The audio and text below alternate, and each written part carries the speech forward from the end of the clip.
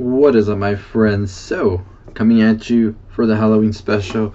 And yes, the backgrounds and everything don't look that Halloween special, but I could do this, and now I look a little more menacing, or I could do this, and now I look like an alien.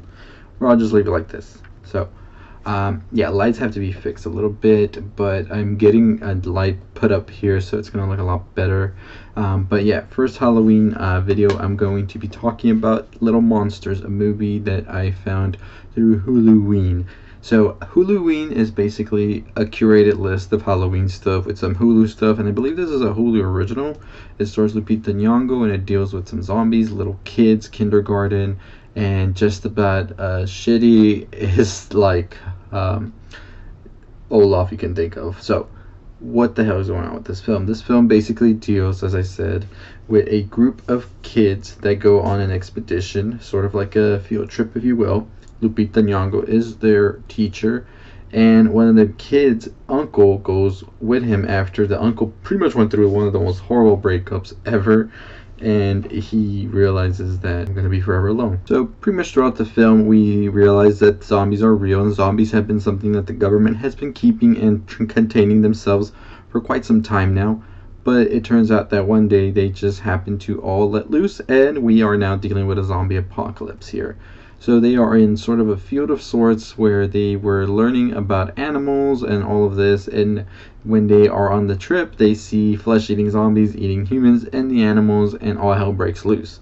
So we see that one of the main characters, who is Josh Gad's character, McGiggles, he pretty much loses his edge, and he's sort of like a Barney type character that is like there to have like kids be excited for, but he just starts cussing out everybody as soon as the shit hits the fan, and he is out of there. He's trying to survive on his own, locking himself in a sort of gift shop of sorts and not letting anybody else in, not even the kids, which pretty much creates a lot of conflict between his character, the Beta, and the main guy. So by the end of it, they, however, try to come up with a resolution, some type of plan to get out of it. They end up choosing to take his car, and he then betrays them. He gets into the car, locks himself in there, and doesn't let anybody in.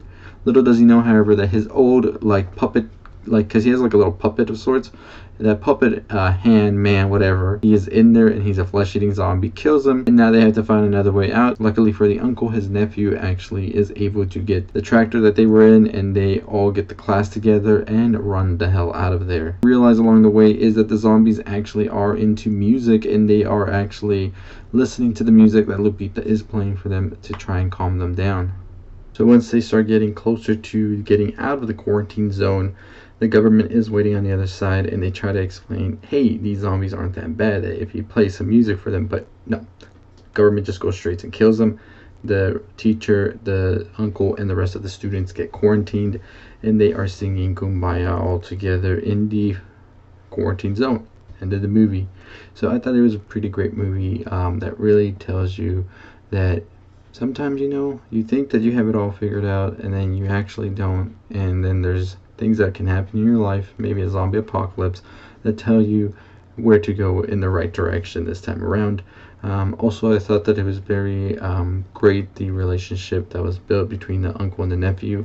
It was sort of like the uncle cared about the nephew in a way, but he was pretty much just coping and trying to use the nephew to get things out of his mind about his ex and all that. And by the end of it, I think that they had built a solid relationship, and that helped him in turn be able to further a relationship with the teacher as well, and the teacher vice versa.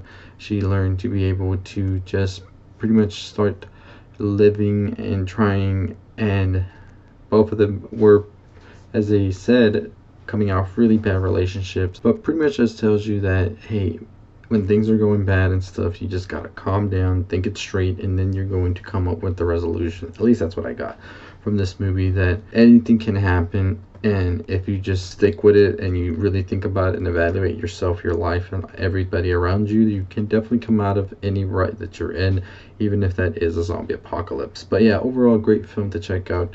Definitely falls more in the Shaun of the Dead type zombie films than the overplayed Walking Dead type. So I was happy with that. But anyways, as always, let me know your thoughts on Little Monsters. Did you like it? Did you not? What are your thoughts on zombies? Do you think we've reached that point where zombies are just like, we're done with zombies? Let me know in the comments below. But anyways, make sure you tune in. I will be having another zombie movie video tomorrow on Train to Busan, a movie that is one of my favorite zombie films of all time, just because of the way the zombies were animated, and this one really drives the fear as well. But anyways, as always, make sure you subscribe, like, comment, share. 10,000 subscribers. Let's get to it. See you next time. Stay positive.